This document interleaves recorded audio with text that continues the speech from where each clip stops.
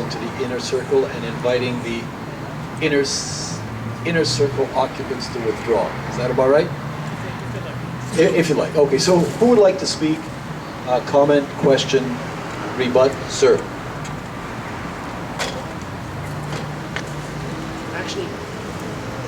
I actually just have two questions for you, miss. Sorry, I missed your name at the beginning there. But Tiffany. Lucas, nice to meet you. At the beginning of your speech there, you were talking a lot about pleasure, positive politics, and obviously, you think that pleasure is paramount to a person enjoying their life, and that it's inalienable right. I was just wondering what you thought in regards to recent studies that show after certain stages of development, the fetus does, in fact, enjoy pain, and because they haven't produced certain endorphins that are morphine-like in quality, they actually feel pain at a heightened degree than we would feel pain.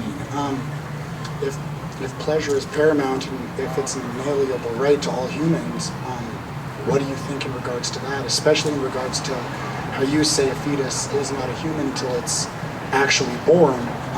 If it does have the ability to feel pain, what would you say in regards to that?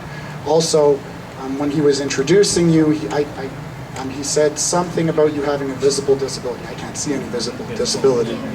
Invisible disability. Okay, I'm sorry. I was going to say you look like a very attractive person to me, but just in regards to that as well, the other gentleman here had also made a comment too on saying that, well, both of you had kind of touched on how it's almost crueler. You had said that if we don't have access to abortion, that children will inevitably suffer. As someone who has an invisible disability, I suppose, would you not say that you're happier existing than not existing, and that you add more good to the world and more good is coming in your life from you existing than you have never existed, even if your existence did begin at birth? Would you not say you're thankful for your existence? Okay, so I personally believe that personhood begins at birth, but my views on abortion aren't affected by where personhood begins, because I believe it is a question of whether we have the right to force a person to donate their body to sustain another life. So I don't think that we have that right, and so it actually is not an issue.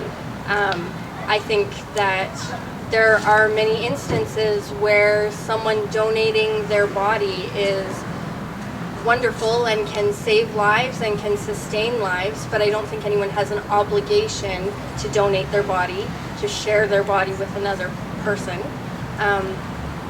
So that's that. And in terms of whether I'm happier since I'm alive, well,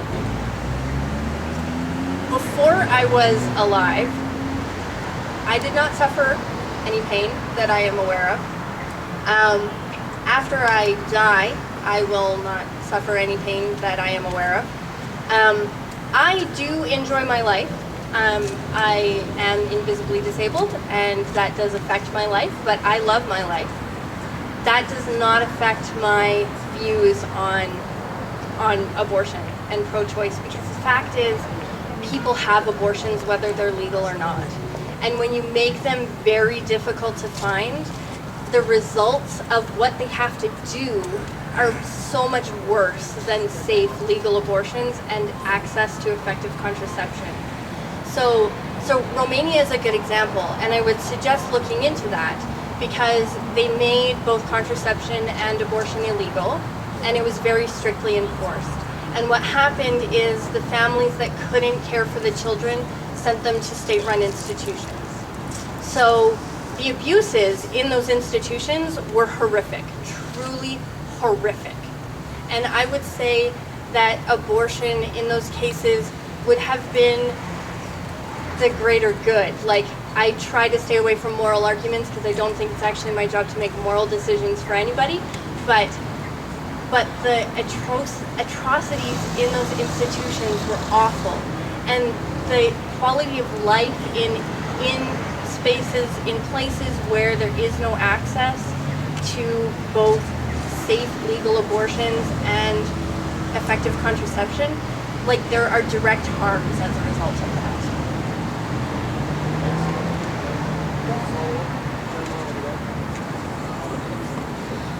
Step forward. Hi, my name is Aaron Doncaster. I want to say thank you to Merle, and thank you. What's your name again? Tiffany. It's the first time I got late here. I could only hear you both, and I was actually, although I disagreed fundamentally with Merle, it's nice to see him talk in a very intellectual way. I've never experienced that with you before, and.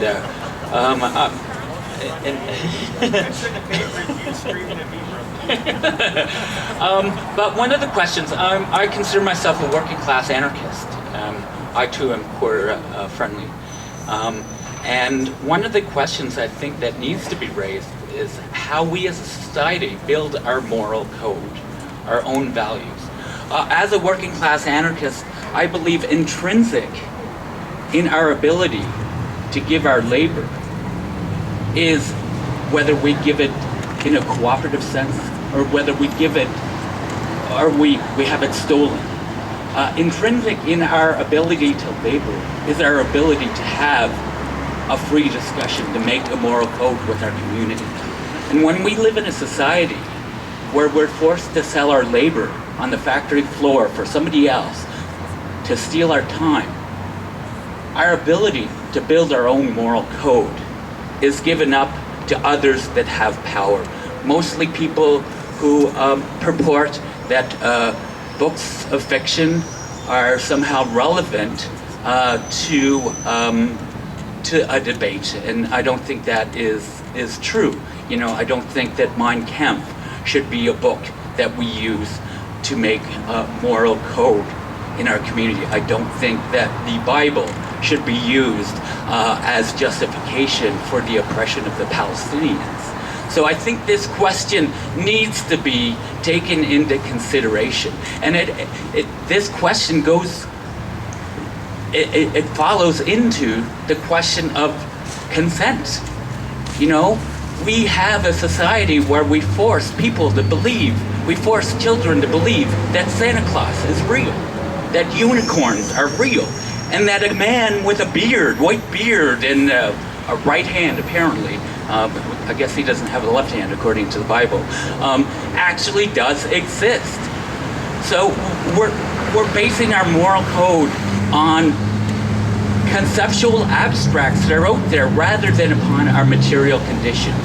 And this has a negative detriment to how we build our societies. I think we need to look at our material conditions, and we need to build a moral compass according to our ability to be free.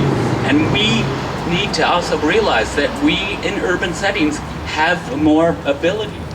Here we are. But, you know, in a place that's controlled by the Irvings where they're forced to work 16, 18 hours a day, they don't have that privilege that we have here. So these are questions that need to be considered in this debate. Thank you. No response is required for this intervention simply because it was off topic, although I appreciate it just the same. And if I had been a little more astute, I would have exercised my moderatorship to have curtailed it sooner. But thank you for the intervention, and I appreciate it. Gentleman here. So in the interest of disclosure, I know Tiffany personally, but I do have to say, Tiffany, thank you so much for being the only person with a uterus on this panel. I think your perspective was extremely important. Frankly, I think your perspective was the most important perspective. Thank you so much for sharing it with us. During your speech, Tiffany, you shared with us a bit of a collaborative approach to your views and your politics. And I found that very interesting, and I found it in stark contrast to how this whole debate was set up to begin with. This debate was set up as a stark contrast between two completely mutually exclusive rights. And I think it would be very interesting to hear from somebody from the pro-life camp to see, I think it would be very interesting to hear, yeah, that's fine, to hear from somebody from the pro-life camp to see if you guys share that same view, if you think that there is any common ground here. Is there anywhere for people to work together for what everybody thinks is a mutual better good?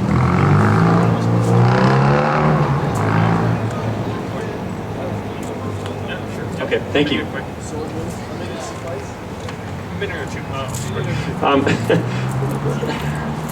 It's interesting the arguments you bring about birth control and all these things, that if we work together on that, abortions will go down. But between you and me, we don't agree that abortions need to go down. I think they need to be eliminated. You don't really care if they happen or not. You've said that yourself. So really, it's an irrelevant point to unify ourselves on.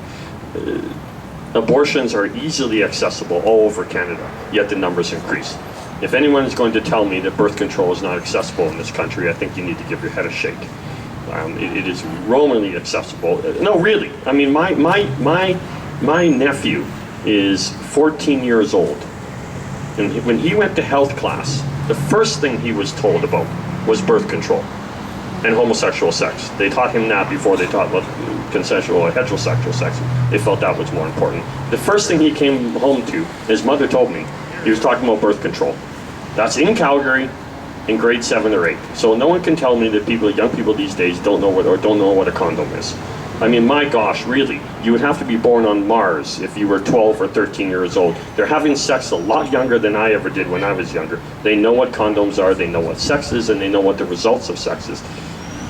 And I want to just really quickly here. When the leaders of the pro-choice movement, and they do have leaders, people like Carolyn Egan, when you read Carolyn Egan's bio and the organization to which she belongs to, which is the International Socialists, which wishes to bring in basically the same type of system that we decried that happened in Romania, Ceausescu. The end of capitalism and the bringing about of socialism, the Soviet Union.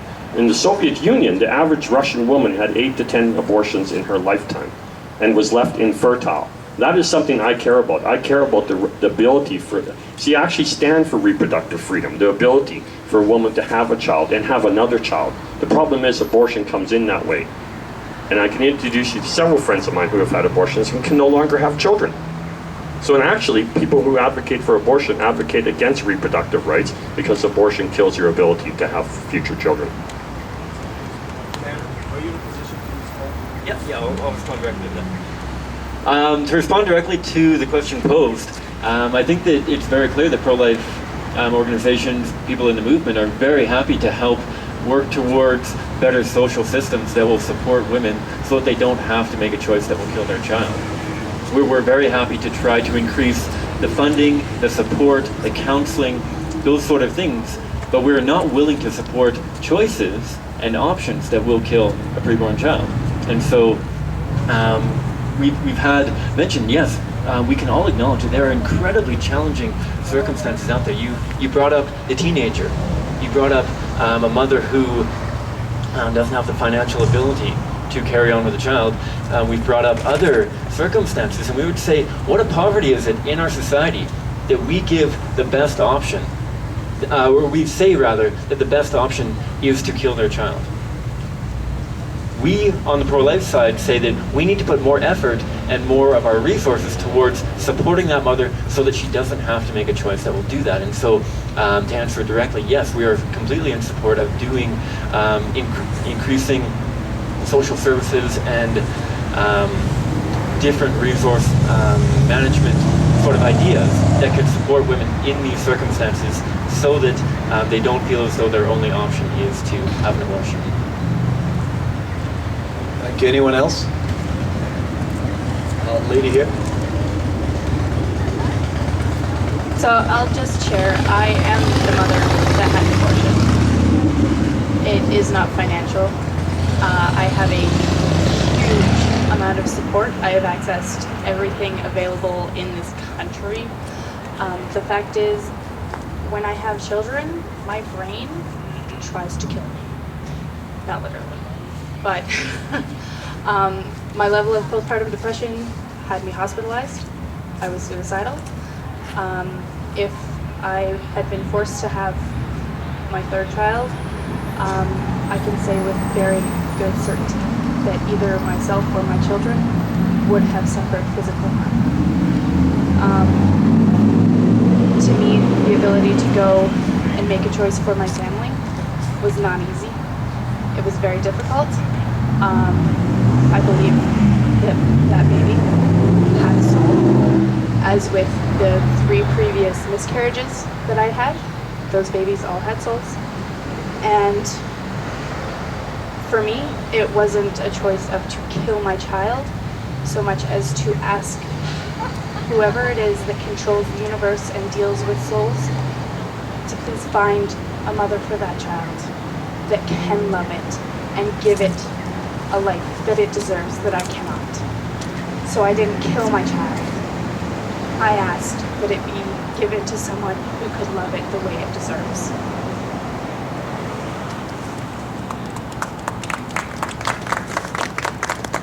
Gentleman here. Actually, I'm good here, man. Honestly, just hearing you say that, I completely lost my train of thought. But I think part of what we're trying to get at here is simply saving people. That's what you're arguing. That's what we're arguing. Full disclosure, obviously, pro-choice. And really what it comes down to is we know that in the countries where harsh punishments or laws or financial restrictions and hurdles are put in place to restrict abortion, that the abortions do in fact continue. That's WHO says it, the countless studies have been done, and people are still getting the abortions. People get abortions in Central America, where I'm from. People get the abortions in Eastern Europe. People get the abortions in Africa. People get the abortions. So all it comes down to is, are we throwing the mother on the pyre with whatever it is, whether you want to say it's a blastocyst, whatever, whether it is a fetus, whether it's a baby, whether it's a souled person, whether you don't believe in souls as I don't, it doesn't matter, because you're stacking bodies on the pile. So if there are solutions that decrease the amount of suffering and decrease the number of abortions that need to be had, why not work on that common ground rather than try persistently to pass policies that will cause more deaths? If you are pro-life, you support every life. If you are willing to see women die in order to maintain some kind of moral high ground, you are not pro-life, you are pro-death. Gentleman over there.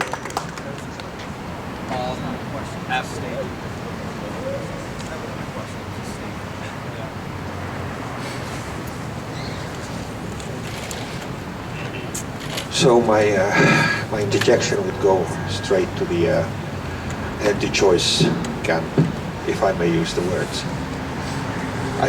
I should actually, because it's not a matter of pro-life, because the moment you remove the choice from the woman to choose whether to carry the pregnancy to term or not, you are making a judgmental decision among how this pregnancy will continue at that moment onward, and how will that child perceive and experience its life down the road. Now, another point that came up, that the fetus doesn't or does feel pain. Let me just put something on that point. Not until the 7th month, week 23 to 24, that the child has a nervous system connected to its brain to feel anything, not before then. So you say the fetus feels pain on day 4 because it has 10 nervous cells in its brain. That doesn't stand. It doesn't, because there are no nerve endings in its fingers. And not until week 21 then we have a spinal column reaching all the way from the base of the brain to the end of the fingers. And not until then you have a functioning brain with the nervous system for the child to feel a pain with.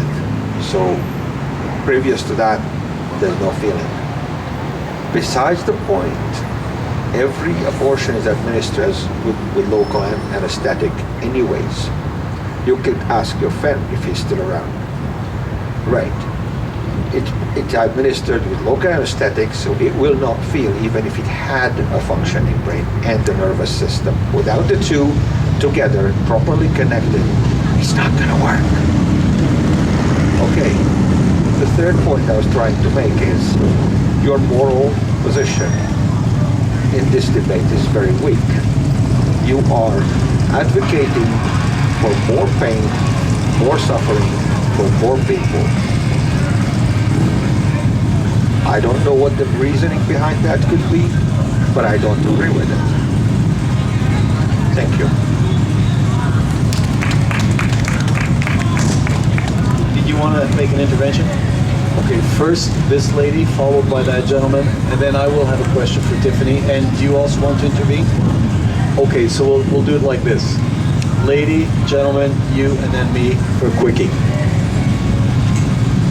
So you see that you were talking about how you do a lot of things other than just showing the signs, that you're supportive of women finding solutions other than abortion, finding the support that they need to have a baby and raise that baby right?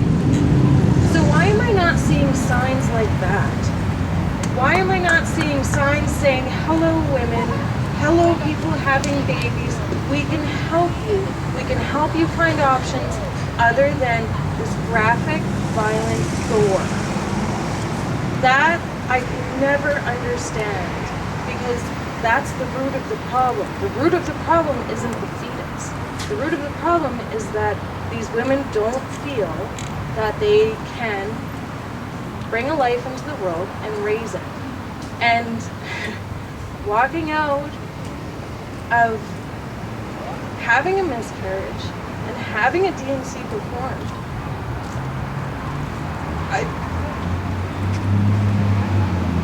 I can't understand. You could do so much better. I'm going to reverse the order because the question appears to have been directed directly to Ken, so it would be appropriate for him to respond. And then you get the mic.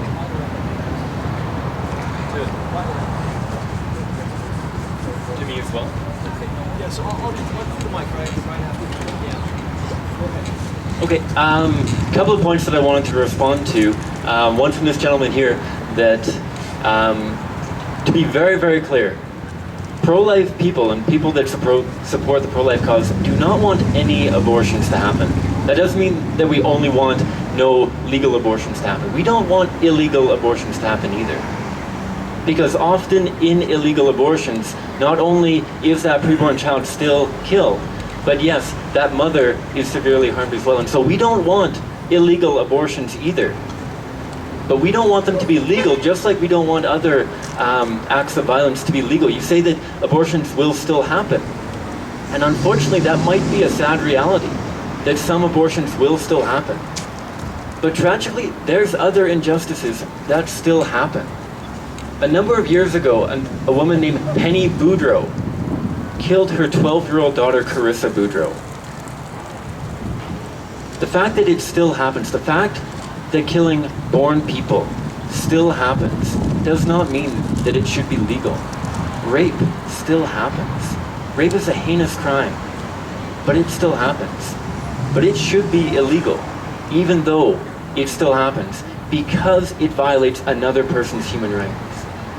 I'm sure we've all heard the expression that my right to swing my fist ends when your face begins. And that's something that we should think about. And again, it comes back to the point that I've been making, that if there is no other human being, if the fist is not striking another human being, then we have no complications here. Then there isn't any debate. But if the fist is striking another human, if the preborn child is a human being, then that's what we have to ask, and not whether or not it will happen or will not happen. Again, to reiterate, we do not want women to be harmed in illegal abortions, just like we don't want them harmed in legal abortions. But we reject abortion not because of that, but rather because it always kills a human being. And to respond to the question about graphic images as well, we use them, they are disgusting.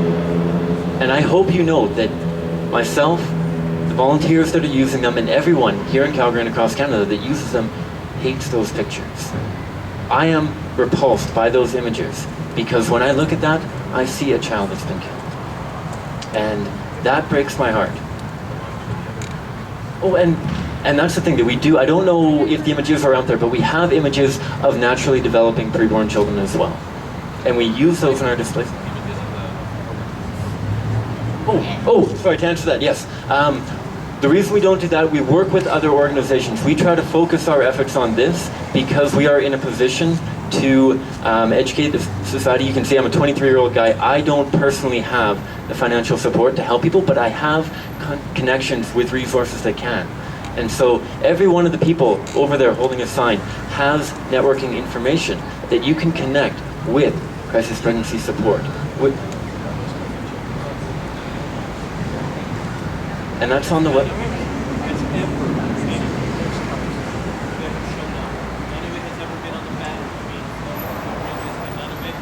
Ever lined up along the Cloud Trail, hundreds of people long, with giant signs saying, "We will hold there." Not a bit. It's all shame. It's all shame. Okay. Okay, I've got to restore some decorum here because it's getting a little diffuse. This gentleman has earned the mic by virtue of prior request. Okay. Okay. There's a science fiction series, and one of the sort of background things of one of the planets is that everybody gets a contraceptive implant at puberty, and then they can get it removed whenever they actually want a child. So this is sort of relevant to Tiffany's point. I'd be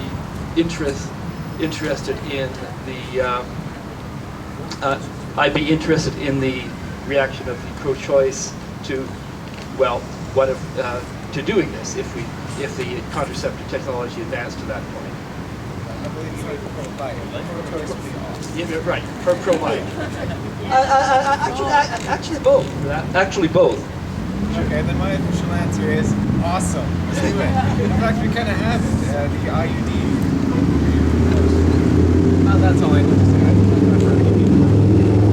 Okay, just to be clear, the Canadian Centre for Bioethical Reform doesn't take a stance on contraceptives, and the reason why we don't do that is because we are dealing with human rights for human beings that are in existence. Once they have been created, once the egg has been fertilized and there's a human being in existence, that's what we deal with, and so we don't take a stance. That's the answer. If Merle would like to respond, he's welcome to. Okay, but that would be the response, that once the human being is in existence, whether within the womb or outside of the womb, it's a human being worthy of human rights.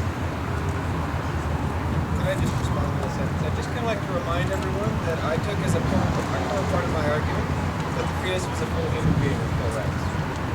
That's all I'm going to say. I understand Tavis has been looking for the mic, and forgive me, I've overlooked you. I'll go after you, followed by Merle.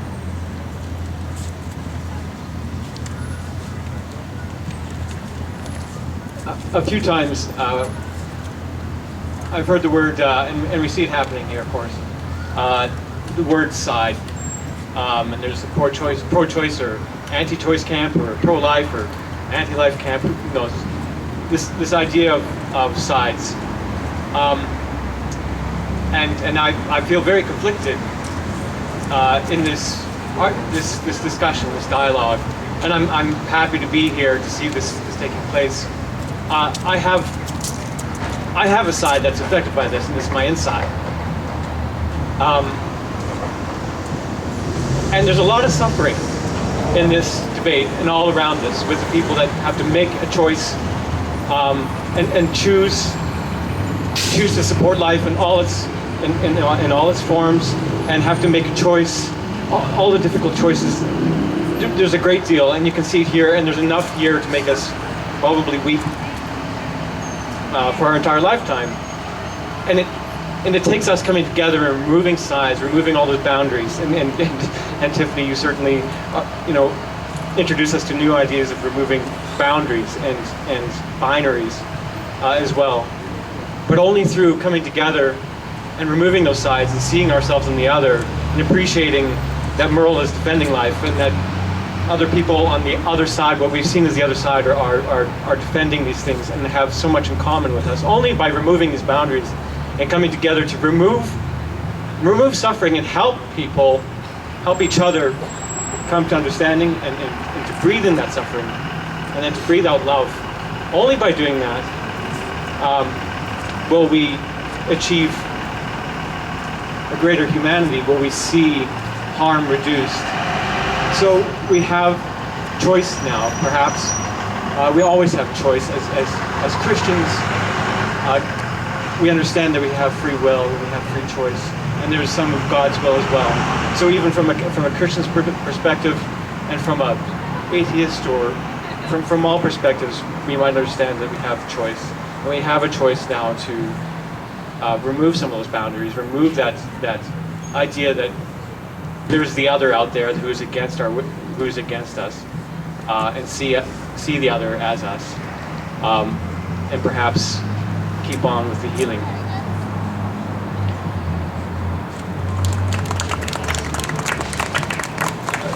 I wanted to clarify the comment because maybe it came out a little insensitive, and that's not how I meant it when I said there's no unifying basis.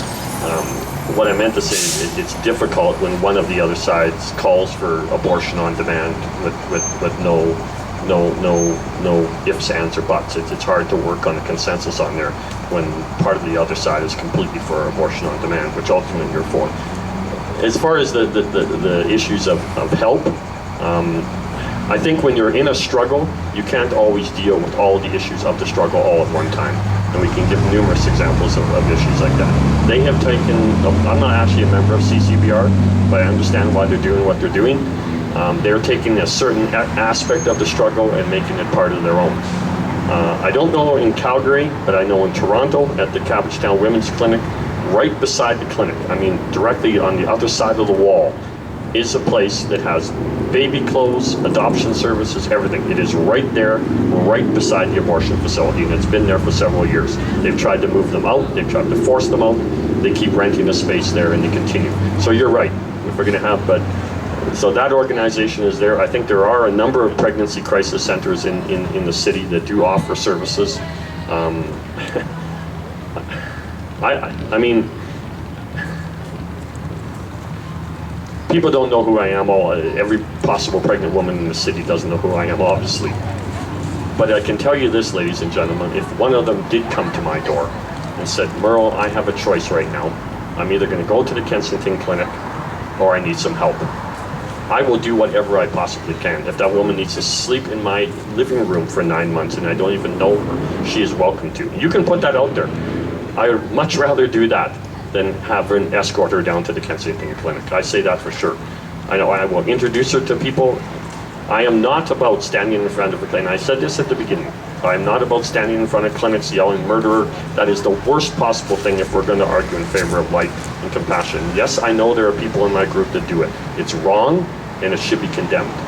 I don't think that's what CCBR is about.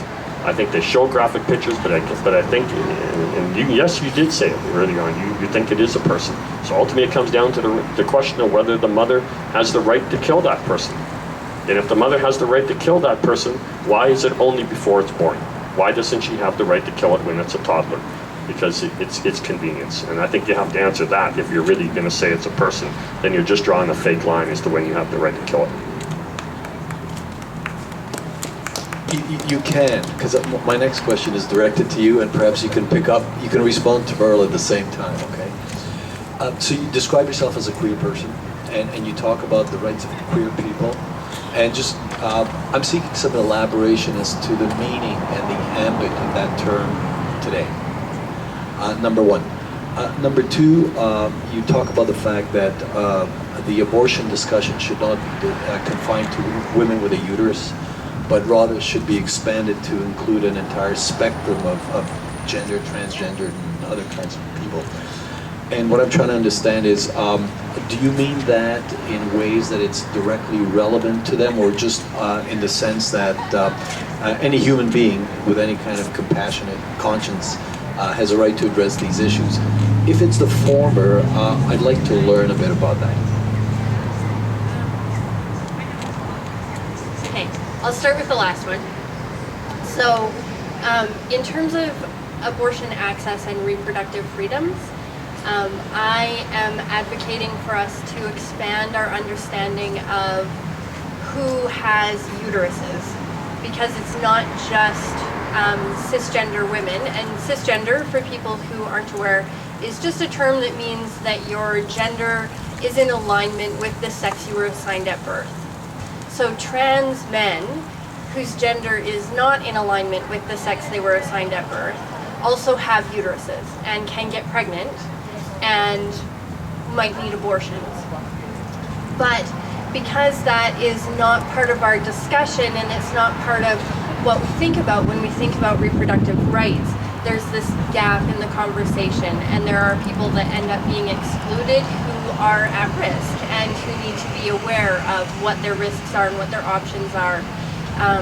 So not only trans men, but also non-binary individuals like myself, which I think ties into your first question about what I mean when I say queer. And I mean a few different things because I'm queer in a few different ways. I am bisexual, which means that I am attracted to individuals of my own gender. I love the genderqueers, and I am also attracted to individuals of other genders. So cisgender men, cisgender women, trans men, trans women. I am basically indiscriminate. Actually, I'm quite discriminate, but I am still a slut, and I quite like people.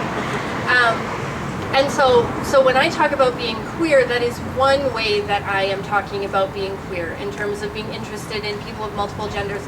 And it's important to the abortion debate because when we are talking about genders outside of binary cisgender men and women, it's really important that we start talking about how trans folks can get pregnant having sex that is not heterosexual sex. And I think that discussion doesn't happen, and we need to start talking about how and when that happens and what they can do to have effective contraception access that isn't either withheld because of their gender performance and because the medical institution doesn't necessarily understand non-binary gender any better than many of us do before we start learning. So yeah, that's another way that I'm talking about queer. Cisgender means that your gender is in alignment with the sex you were assigned at birth. Yeah, your parts match your insides. Much, yeah. And the other thing that I talked about was intersex, and that is when you show sex characteristics either externally in your genitalia or chromosomally of male and female sex. And that is also a real thing that happens much more often than we realize, and some intersex people have functional uteruses and can become pregnant and are affected by access to reproductive stuff.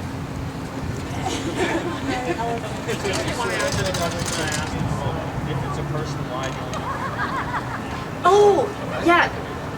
Do you mind if I say one thing? Because I am kind of, I think the framing of this, it often is framed as, does the person with the uterus have a right to kill the child?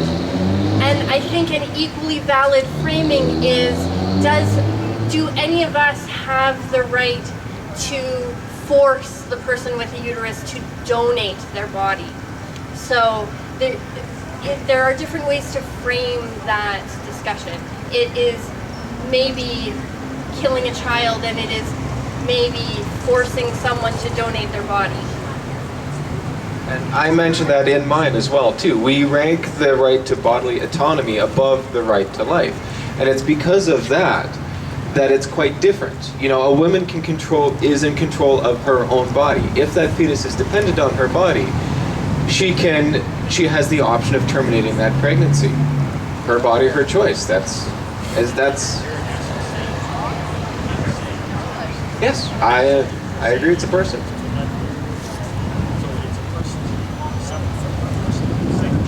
No, it's a person. It's a separate. Oh yeah, separate person. Yeah, that's because of the right of body autonomy, as I mentioned.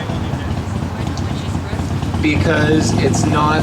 Again, this is dependent on her body. Once she's breastfeeding, as you say, there are other options. We have, formula, for instance, that we can use to feed them. What you're dealing with is at some point, there is a point where that person can live on its own. And as a society, we've decided that at that certain point, we're okay providing the extra, things that it requires to survive. This is something that we've decided as a society.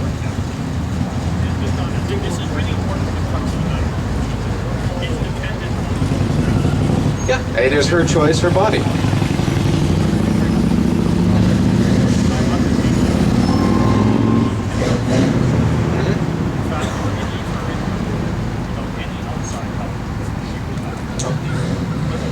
My mother is 88 years old with 6 strokes.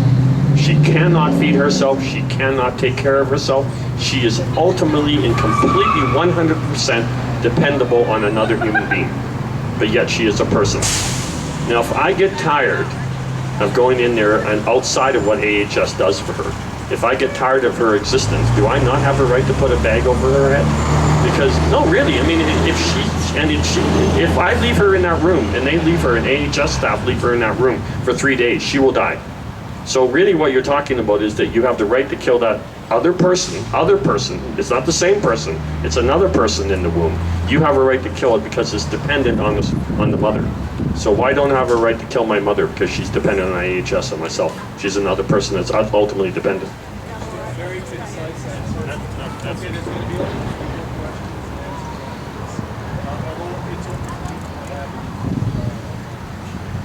there's this gentleman who has a question. Who else?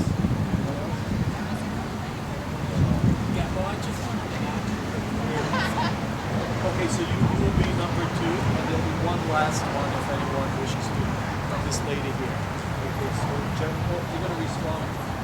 Yeah, if you want. Question is whether or not you guys have more right to withdraw. We're not the right to kill her. Well, that's true.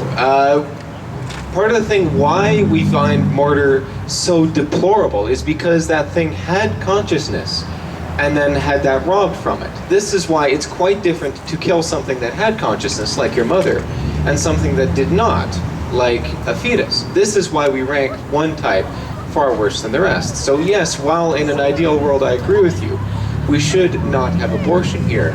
I view it as most definitely a necessary evil and easily defended by rights. So I hope that answered things. Thank you. Gentleman asked a question. On topic, of course.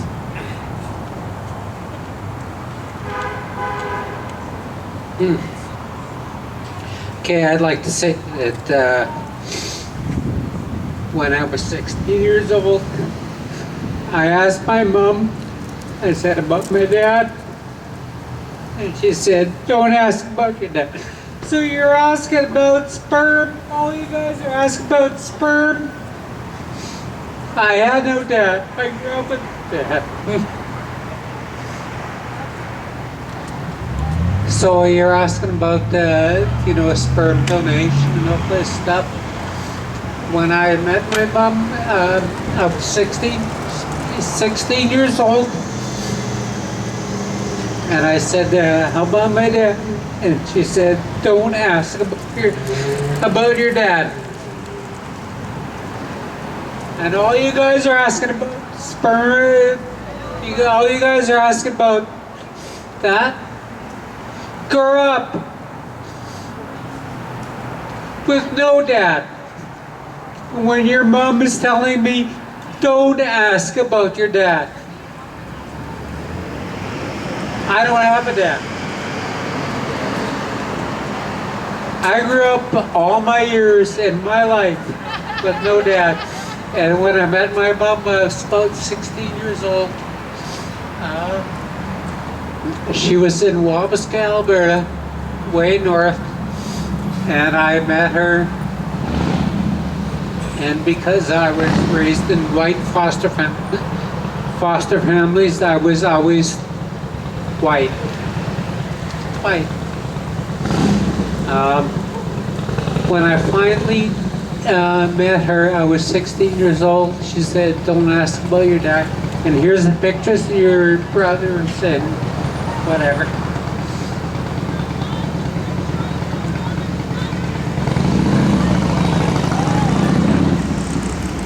Thank you for the intervention. Anka?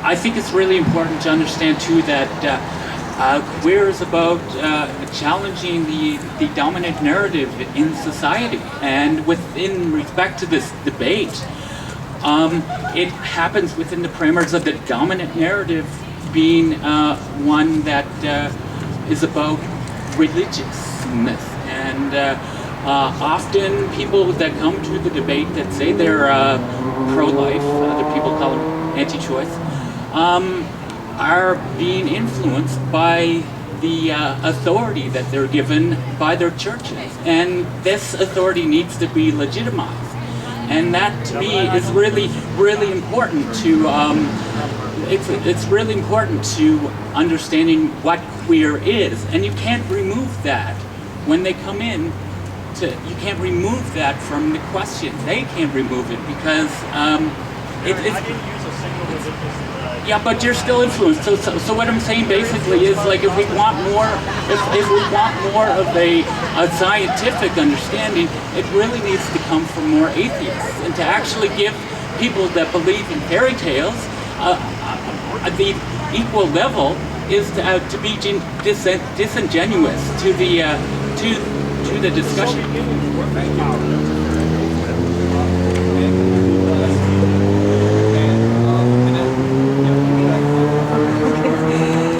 I have a question. What happens with children born with fetal alcohol syndrome, where their brain cannot register that they cause pain to others?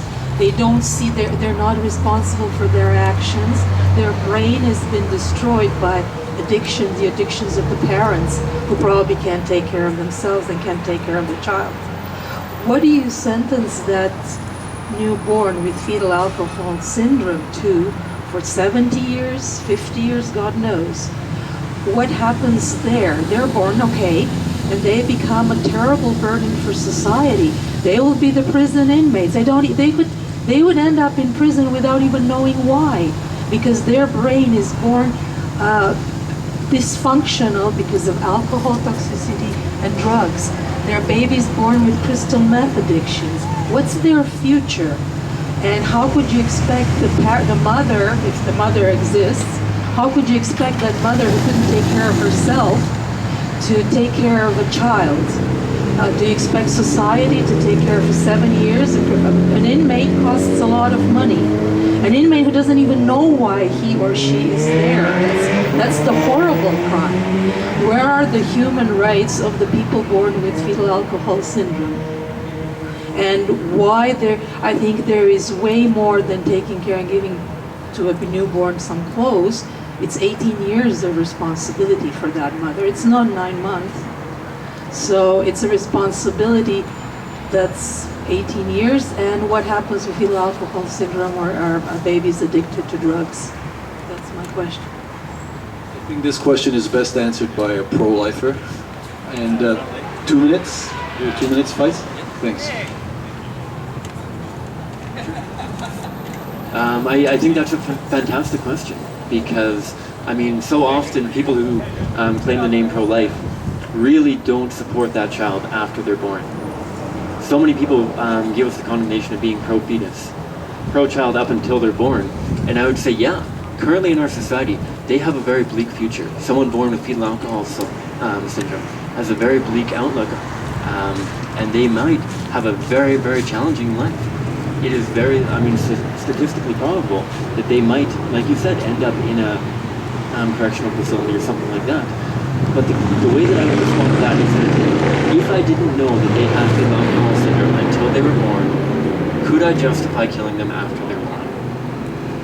That's where it comes back to for every point for the pro-life movement. If we can't justify killing them after they're born, then how can we justify killing them before they're born? And so for that child with fetal alcohol syndrome, yes, we need better societal support that doesn't just bring them up until the point of birth or a couple of years after birth. We need to give them more social support all the way through their lives. But if I'm against killing that child or adult, for that matter, who has fetal alcohol syndrome, then I must consistently be opposed to killing them prior to birth. Thank you very much. So this sort of brings us to the end of today's session. Regardless of where you stand on the issue, I'm sure most of us likely do not believe in immaculate conception. And that's just my way of segueing into the fact that the chairs that we're occupying come to us courtesy of Donna and Tavis. And I'm looking for more than merely an applause. The van will soon circle around to pick up the chairs. And I'm wondering if everyone who's had the privilege of occupying one would just lift it and take it to the van, because many hands make short work. So thank you so much, all of you. This has been a really, really informative and emotionally rousing debate. I think it's been one of the better ones we've had. If you'd like to hear about further topics as and when they come up, please give us your email address. We'll put your name on an email. We'll notify you in respect of every issue. Some topics will interest you, some won't, but we encourage participation. And thank you very much. Ci vediamo, bello.